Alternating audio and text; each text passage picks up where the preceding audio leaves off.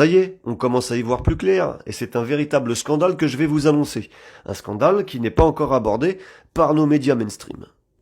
On a tous vu ces images de Gaza dévastées. On s'est demandé pourquoi des véhicules de chantier rasaient des quartiers entiers, des bâtiments d'habitation, des hôpitaux, des écoles, des mosquées.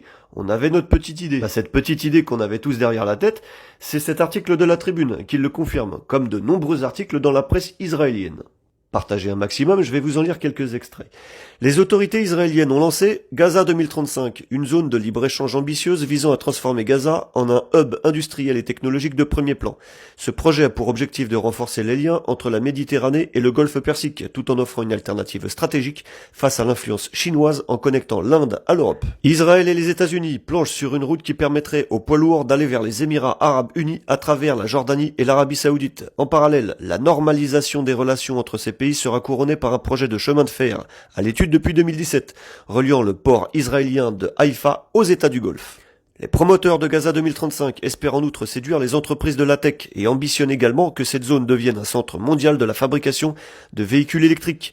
Quoi qu'il en soit, c'est des infrastructures massives comme des ports, des chemins de fer et des aéroports qui sont prévus et qui seront fonctionnels grâce à une combinaison de panneaux solaires et d'énergie fossile, avec un slogan facile, remplacer à Gaza la prospérité par la crise.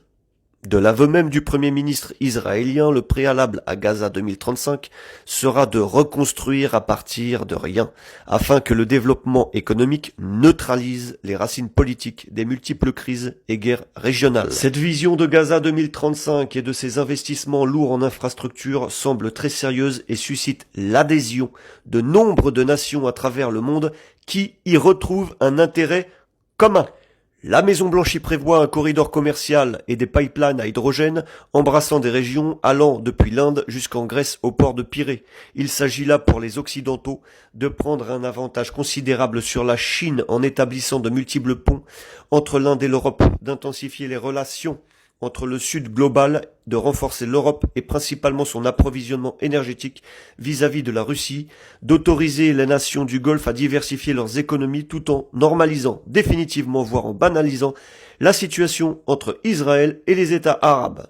Comme dirait Emmanuel Macron, tout détruire pour mieux reconstruire. Le projet depuis le début est donc bien de tout raser pour remplacer ce qui s'y trouvait. À bon entendeur.